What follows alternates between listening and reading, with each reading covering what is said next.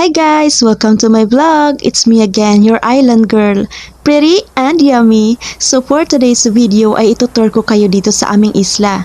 Because it's super duper ganda talaga dito guys. Very Instagrammable. And it's low tide now so hindi masyadong maganda yung view. But don't worry, next time I'll show you guys pag high tide na. Okay? So yeah, dun tayo banda. Ipapakita ko sa inyo yung aming mga puno ng niyog and it feels like you're in Siargao. This spot is perfect for picture taking and vlogging. And also, if you're looking for a place where you can find solace and enjoy the relaxing moment, see the beauty of nature and breathe the cool refreshing sea breeze, well, what are you waiting for? Come and visit Isla Marina. Hanapin niyo lang ako guys, ha? Lana! Guys, it's time for me to go. Tinawag na ako ng Nanay Esther ko. See you on my next vlog and please don't forget to like and subscribe. Nay, bakit po? Nag-vlog-vlog ka na naman. Dumao na yung Kuya Islaw at Tatay Aming mo. Dalhin mo na itong banyera doon at marami raw silang huli. Inay naman, nangangamoy isda ako eh. Kayo na lang po. Ako na po magluluto dyan. Ayan ka na naman. Umiipal na naman yung kaartihan mo. Akala mo'y anak mayaman. Lana anak. Kahit anong gawin mo, hindi mo na mababago ang realidad na isa kang tubong isla. Kaya natural lang nahawa ka talaga ng isda. Abay, sino pa ba ang tutulong sa amin ng tatay nyo? Hindi kayong dalawa ng kuya mo. Kaya sige na, huwag na maraming satsat, bilisan mo na at naghihintay na sila sa playa. Si Lana ay isang kilalang vlogger na may mahigit 100,000 taga-suporta. Ang mga nilalaman ng kanyang vlog ay patungkol sa kanilang isla. Ibinibida niya sa kanyang mga followers ang ganda at likas na yaman ng Isla Marina. Tinatawag na Isla Marina o Marine Island ang lugar na ito dahil sa sobrang dami ng isda noong unang panahon. At ang nagbibigay at nag-aalaga raw sa mga ito ay walang iba kundi ang mga sirena na naninirahan sa ilalim ng karagatan na pinamumunuan ng kanilang reyna na si Marina. Bagamat wala pang nagpapatunay na mayroon ngang sirena sa karagatan, ay maraming tao sa isla ang naniniwalang totoo iyon hanggang sa kasalukuyan. Jackpot na naman tayo, tay. Natutuwang saad ni Islaw habang nililipat ang mga isda sa styrofoam. Oo nga anak, salamat sa Diyos. Pasasaan ba't aasenso rin tayo sa buhay? Basta't sisipagan lang natin. Ngumingiting wika naman ni Ameng na nagliligpit ng kanilang lambat at iba pang uri na panghuli ng isda. Salamat din sa mga serena, itay. Sila ang naging dahilan upang makahuli tayo ng banya-banyerang isda. Sus, naniniwala kayo sa katang isip na yan? Anila na sabay lapag ng banyera. Bakit? Wala namang mawawala kung maniniwala ka at wala ring mawawala kung hindi ka maniniwala. Talagang hindi ako maniniwala, kuya. Bakit? Nakita mo na ba ang mga sirena? Kayo po, itay. Since matagal na kayong lumalaot, nakita niyo na po ba ni buntot nila? Hindi sila makasagot. Oh, see? So there's no point para maniwala. Ewan ko sa'yo, Lana. English ka ng English porket nakapag-aral. Kasalanan ko ba kung tamad ka mag-aral? Kasalanan ko rin ba kung tinutulungan ko si tatay sa pangingisda para makapag-aral ka? Tama na nga yan. Bilisan nyo na't nasisira na ang mga isda. Isang taon na lang ay gagraduate na si Lana sa kolehiyo. Todo kayod ang kanyang pamilya upang mairaos ang kanyang pag-aaral. Buti na lang at kasama siya sa mga nabiyayaan ng scholarship program na programa ng kanilang lungsod para sa mga anak ng isang mangingisda. Kaya kahit papaano nakakatulong ang nasabing programa upang maibsan ang kanilang mabigat na pasanin. Kilalang maarte sa kanilang lugar ang dalaga. Gawa nga siguro nung high school pa siya ay tumira na ito sa boarding house.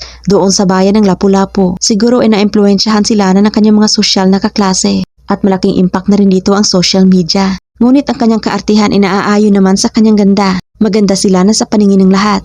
Kaya ayaw niyang maligo sa dagat ay upang ma-maintain ang kanyang maputi at makinis na balat. Sobra siyang maalaga sa katawan. Kaya ayun, marami nagkakagusto sa kanya. Kaya lang pihikan siya. Sa ngayon ay isa muna siyang island girl dahil bakasyon pa naman nila. At kung magsisimula muli ang pasukan, ay ihahatid naman siya ni Islaw sa bayan. Mahigit 40 minuto ang biyahe magmula sa isla patungo sa bayan ng Lapu-Lapu.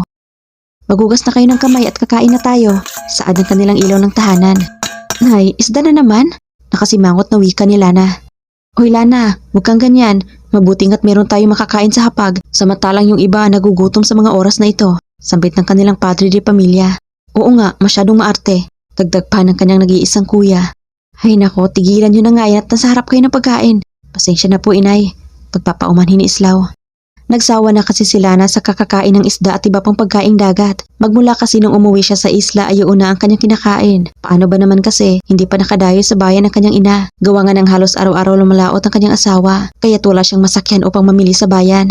Halos lahat ng mga nakatira sa Isla Marina ay mangingisda at walang pampasahirong bangka sa lugar nila mismo. Akala ko naman kasi namimiss mo ang mga ulam natin dito. Lalo na yung isda. Ani Esther na naghuhugas ng pinggan. Nay, grabe naman po kasi yung araw-araw na lang ganun. Siyempre, nakakasawa din po yun. Saad ng dalaga habang nagwawali sa sahig. Pero sige, hayaan mo't pupunta ako bukas sa bayan. Total naman hindi makapanglaot sila tatay mo dahil sa ban period. Gusto mo bang sumama sa akin?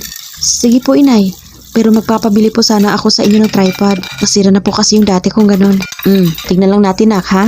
Unahin muna nating bilhin yung mga pagkain at iba pang mga kakailanganin natin dito sa bahay. At pag may sobra, saka na natin bibilhin yung gusto mo. Pero po, nay, mahalaga din po yun. Tumigil ka.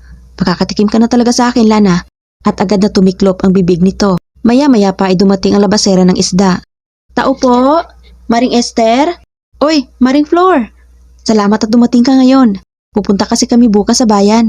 Ganun ba, Mare? O ito yung kita nila kahapon sa 20 kilo.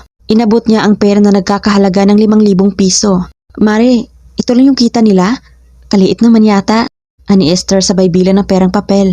Hindi ko nga pala nasabi sa inyo, Mare. Nakahapon kasi, biglang bumaba yung kilo ng isda dahil sa sobrang daming huli kahapon. Halos ipamigay na nga lang yung iba. Kaya binabaan ko din yung sa akin kaysa naman mabulok pa yung mga isda ko. Totoo ka, Mare? Kung ganun, wala rin naman tayong magagawa. Okay na yun, kaysa wala. Sinabi mo pa, Mare. Kukunin ko na yung isda nila, pare. At ang matimbang ko na, dahil saglit lang kami dito. Tamang-tama at ban period ng 3 araw, may maibenta ako sa palengke. Ngumingising saad nito. Yan, Mare, 2 banyera. Ang tagal naman ni inay. Sumilip si Lana sa labas. Nandito pala si Lana, Mare.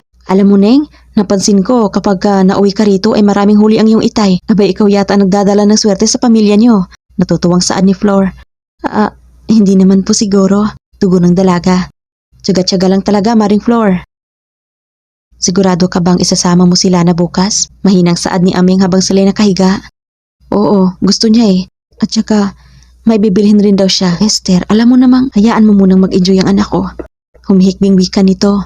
Pinakalma naman siya kaagad ng kanyang asawa.